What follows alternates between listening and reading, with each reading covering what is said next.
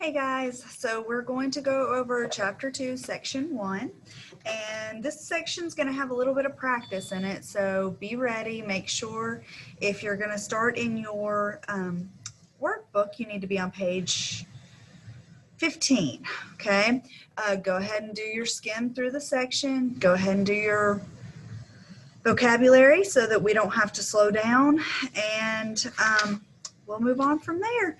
So this is on page 32 in your book or your ebook. Make sure that's ready and raring to go. Push pause if you need to, and we're going to dive right in.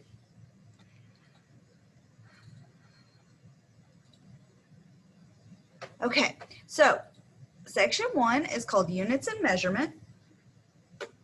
And the main idea of the section is that chemists use an internationally recognized system of units to communicate their findings. If we all use different units, we would all have to sit there and convert everything from either imperial, which is what we use, to metric or vice versa. So science was like, no. We're all going to use the same stuff so that everybody can be measured and compared and we don't have to do all this jazz. So I apologize. Again, you're going to hear me say this very often this year. Our country's slightly backwards. We use the imperial measurements, which are like pound, feet, yards, ounces. We don't use the metric system. I wish we did. Life would be much easier. I think there's like maybe 3 or 4 countries left in the world that don't use the metric system. And it's really a disservice to you all. So we're going to go over this, and if at any point you have issues, shoot me an email. We'll get through it, okay? So before we start, go ahead. What do you know? What do you want to know? And hopefully come back and you'll do what did you learn. So push pause for me. Go ahead and do that.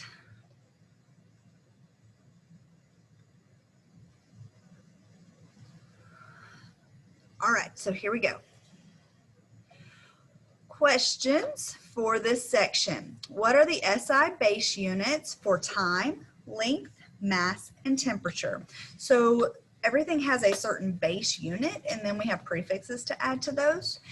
And that's going to be question 2. If I add a prefix, what does that do to that unit?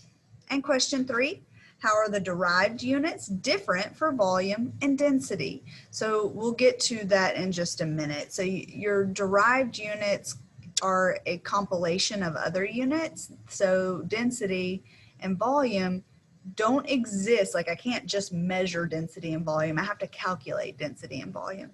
So we'll get to that in just a minute.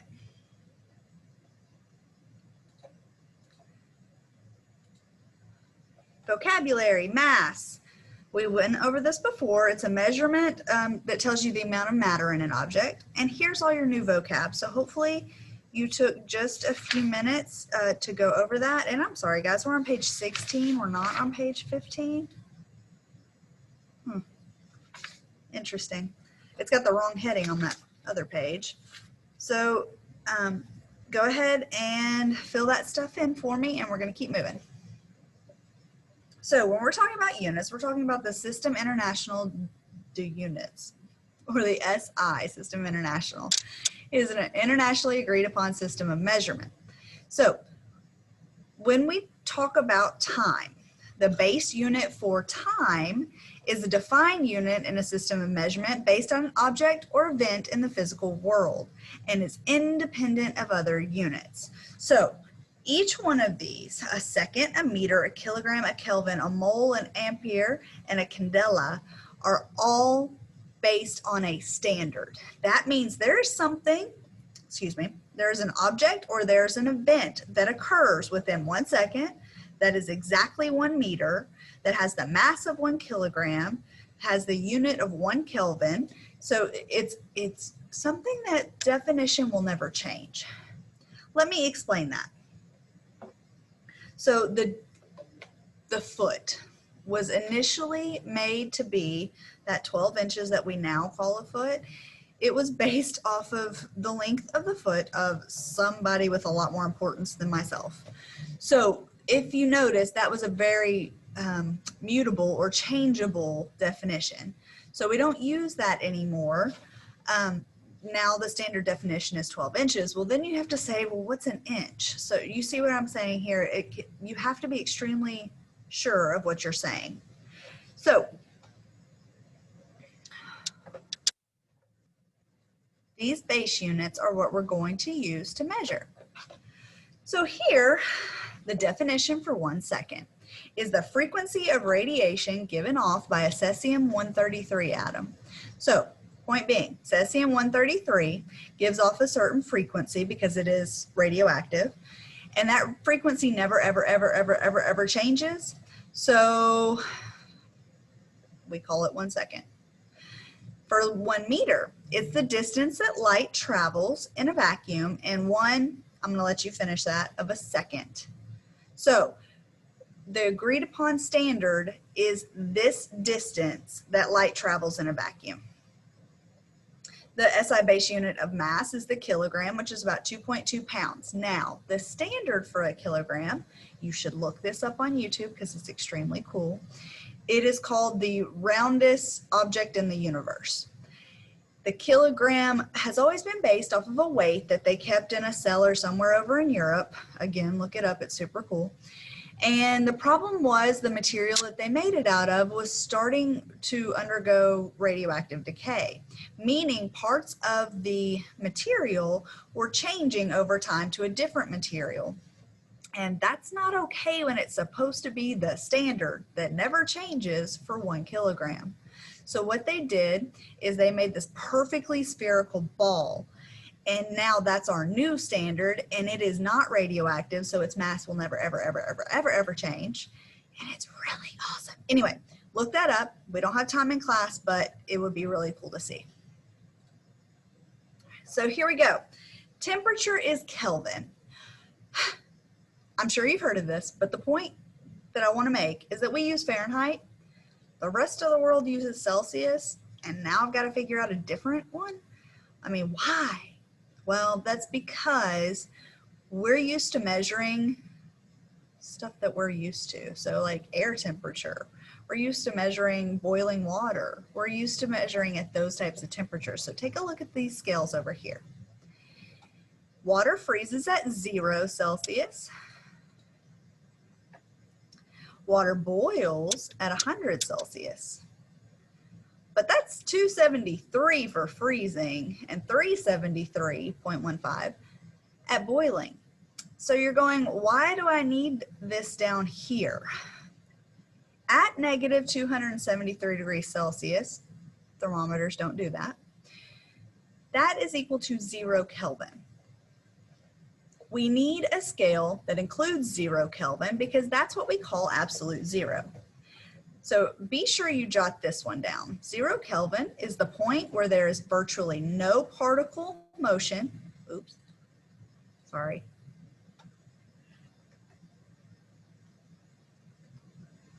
No particle motion or kinetic energy. Absolute zero is when all molecular motion stops.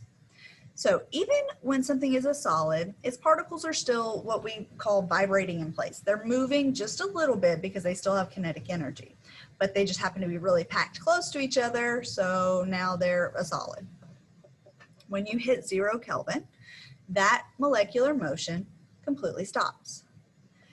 That's a really cool concept as well, which we'll go over a little bit later. But when you get to 0 Kelvin, which we've never actually done in a lab, we've gotten within like micro degrees of it, but we can't actually do it.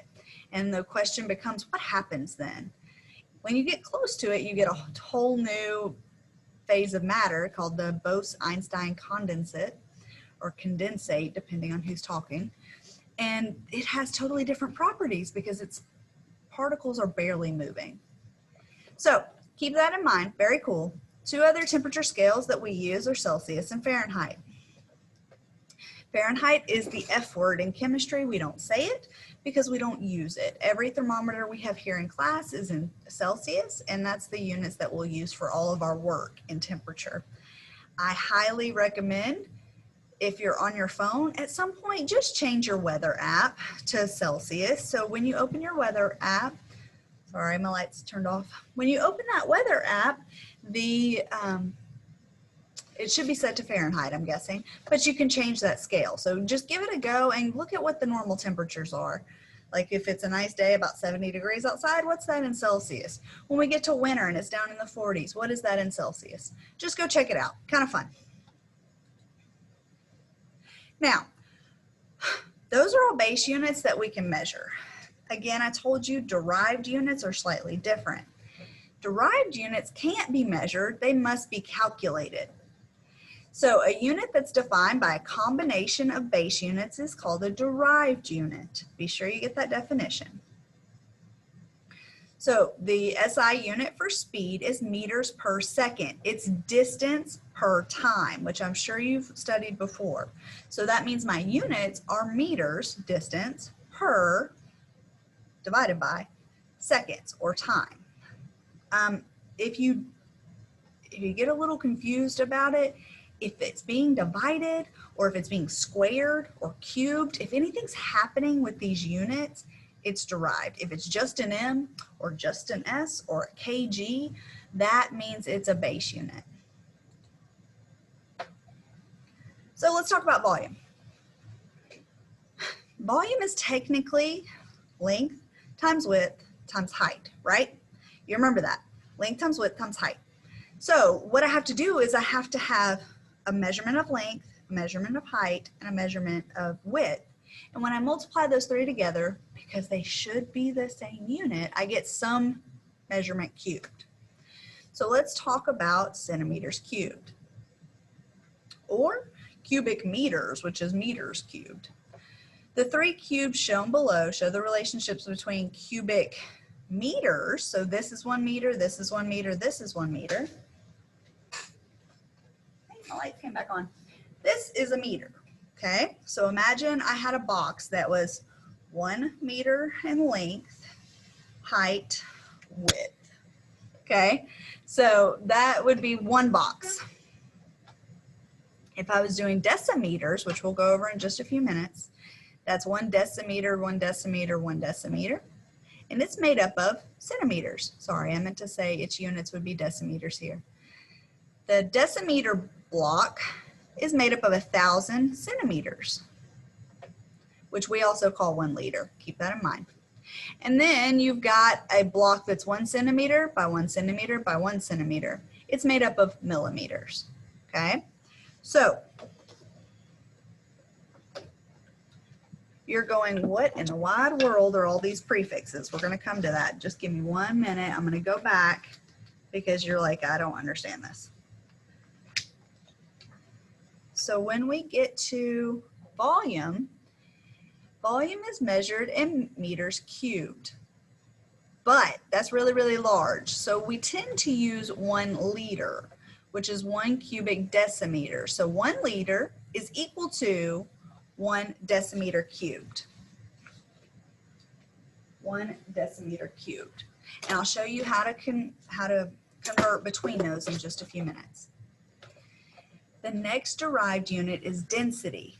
And because density is mass per unit of volume, so mass in grams divided by volume, usually centimeters cubed or liters or milliliters, any of those are working. The density can't be measured directly. Instead, you got to find the mass, you got to find the volume, and you divide the two. So let's go do a practice problem with this. Now, when a piece of aluminum is placed in a 25 milliliter graduated cylinder that contains 10.5 milliliters of water, the water level rises to 13.5. What's the mass of that aluminum? So this is going to be volume. We're going to determine that by displacement. So think about it. If you are to drop something into water, that water level rises to displace the volume of the object you drop. Just like if you get in a pool or a hot tub or a bathtub, when you get in, the water gets displaced because of your body and the water level rises. So let's envision this. Here's my graduated cylinder. It's hideous, sorry, with my markings. Okay. It started at 10.5, which is going to be between 2 marks, right? And then it's going to rise 11, 12, 13.5. Wait, 1, 2, 3. Yeah. 13.5. So what was the volume displaced by the object that I stuck in here? Well, to find that, your volume, you're going to take 13.5 milliliters and you're going to subtract out 10.5 milliliters. Hopefully that math's not that hard. The volume of that piece of aluminum was 3 milliliters. I'll talk about why I left the 0.0 on later. We'll get to that. So then the question becomes, they want the mass. They gave me volume. They want the mass. That means I got to know my density. So in the back of your book, you have pages that tell you what the density of these objects are. So let me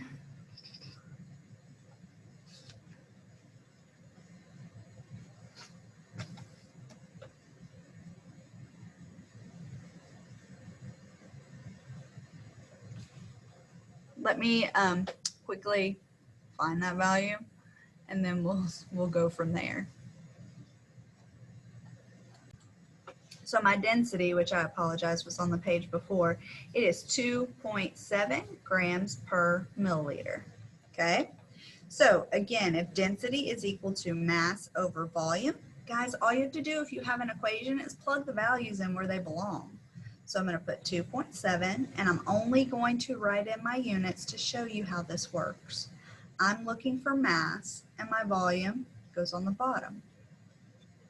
Now, clearly I need to multiply both sides by 3.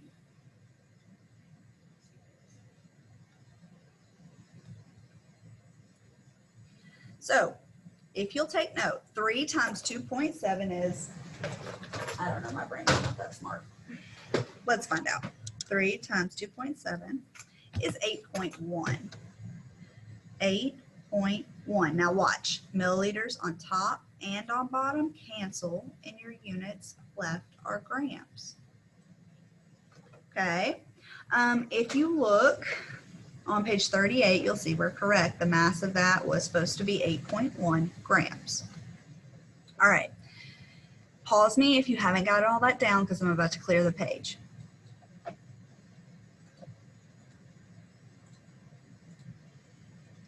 Okay, you're going to go back to these SI units. You're going to figure out what adding a prefix does once I show you. And then you're going to go over the derived units being different for volume and density. So we're going to go back here in just a minute and we're going to talk about these derived units. Okay guys, so let's go and look at these prefixes.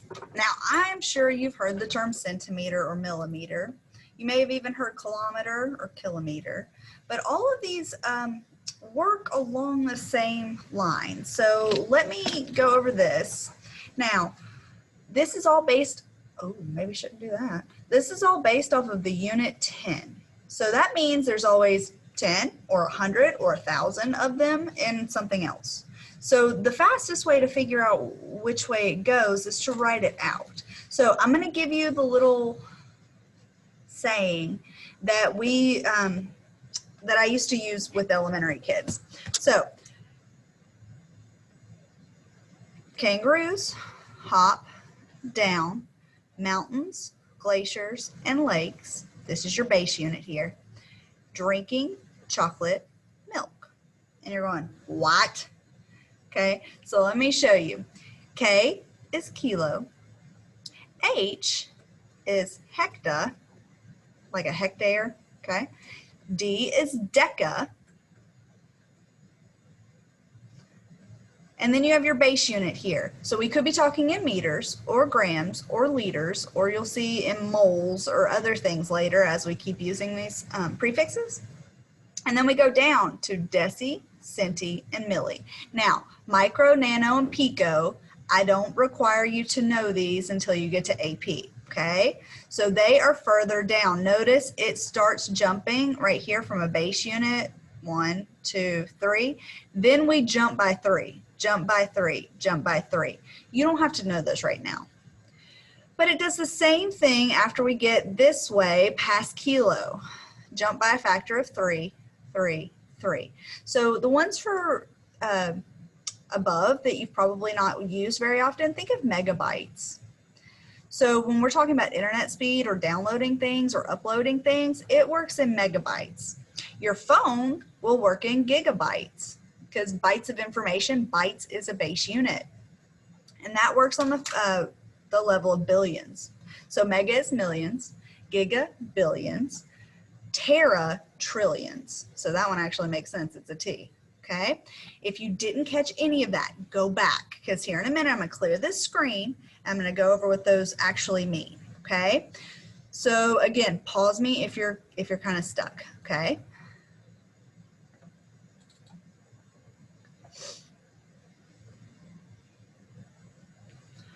All right, so in here, I don't think I stopped the recording.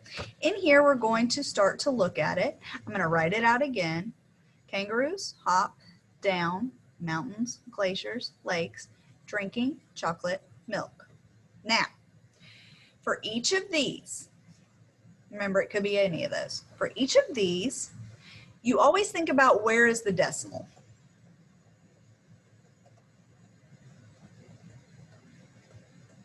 Okay, where is your decimal currently? What unit are you starting in? So if I were starting in grams, my decimal would be right here. If I need to move, or if I need to change it to milligrams, well, my decimal has to move 1 spot, 2 spot, 3 spots. And those are each factors of 10. So 10, 10, 10. But really, you hold on, okay? So there's 3 tens. What's 10 times 10 times 10? Sincerely, pick up your calculator. 10 times 10 times 10. 1,000. What that means is that there are 1,000 littles in one big, okay? So remember, as we're over here to the left, these are your big units. That's why I write them with the capital. And over here on the right are your littles.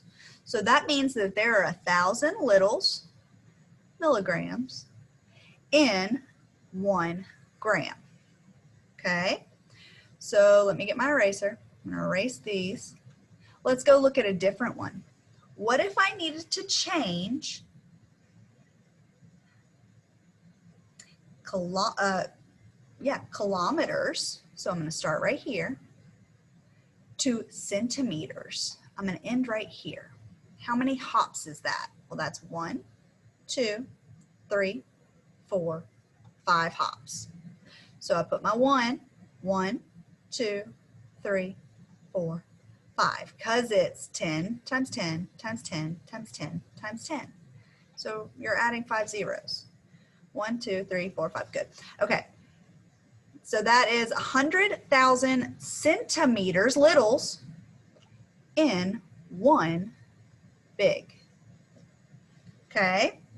So remember, the 1 is always with the 1 on the big side, and because it has a bunch of the littles in it.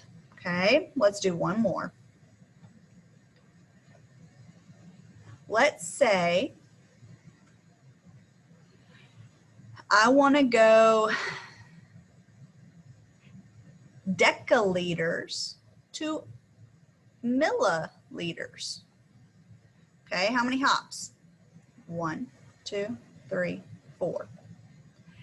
Decaliter, that's okay. Just kidding. Can I undo that? Yeah.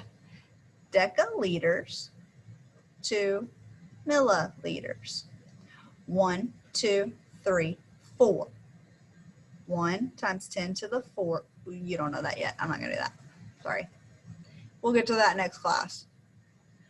1, 2, 3, 4. So there are 10,000 milliliters in 1 decaliter. And you're going, okay, that's how you figure out how many of these are in how many of these. Now, if you need to convert them, so say the question is, convert, or how many, 4.32 centimeters to millimeters. We're going to start simple, okay? Let me get rid of all this. We don't need this right now.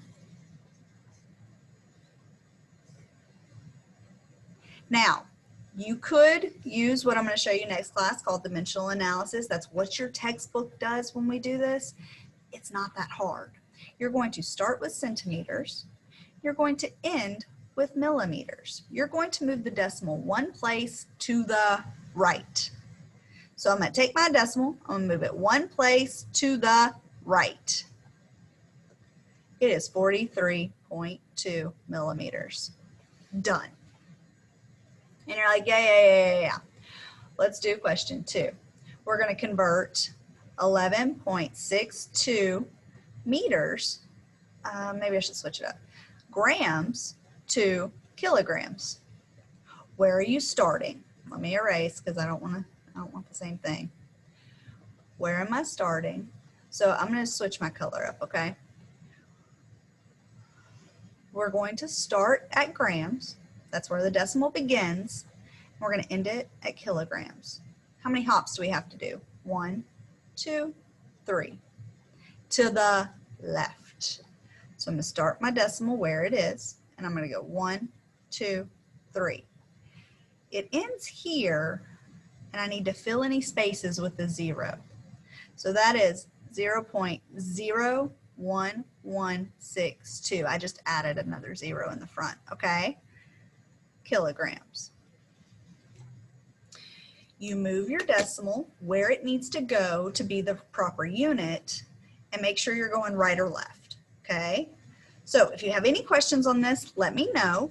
I know it's a little bit confusing sometimes, but it's not that hard, okay? If you need more practice, just shoot me an email, tell me in class, I can do extra practice with you. But basically, if you'll just make up a value, put a base unit, like I could have used seconds. I could have gone from seconds to centiseconds. And you're like, what's a centisecond? Don't worry about it, okay? So just change it by moving your decimal, but your saying is always the same. Write them out in this way. Kangaroos hop down mountains, glaciers, lakes, drinking chocolate milk, if that's what you want to use. King Henry doesn't mind, doesn't something, drinking chocolate milk. Doesn't like George drinking chocolate milk. That was one of them. You can look them up. There's a bunch of sayings for them, okay? So that is how we do metric conversions. All right, so the other thing I want to talk to you about real quick is, I stopped screen sharing, sorry. The other thing I want to talk to you about real quick is share, try that. Hopefully you're seeing what I'm saying. I want to talk to you about Celsius and Kelvin. This is on the back of your green sheet, so you should be able to find it. But whatever you're doing in Celsius, all you do is add 273 to get the Kelvin value. It's on your green sheet. You're going to have it. If you forget, just let me know. So if I'm going from Celsius to Kelvin, I'm going to add 273. But if I'm going from Kelvin to Celsius, I'm going to subtract 273, okay? Keep that in mind. That's all I really wanted to go over because I don't want us changing from Fahrenheit to Celsius. That's not something I'm worried about, okay? So again, if you have any issues, please let me know. I'm happy to help with these because I know sometimes it's hard. Some of us haven't had the same practice as others, and that's okay. All right, guys, that's the end of 2.1. Be sure that you finish up what you're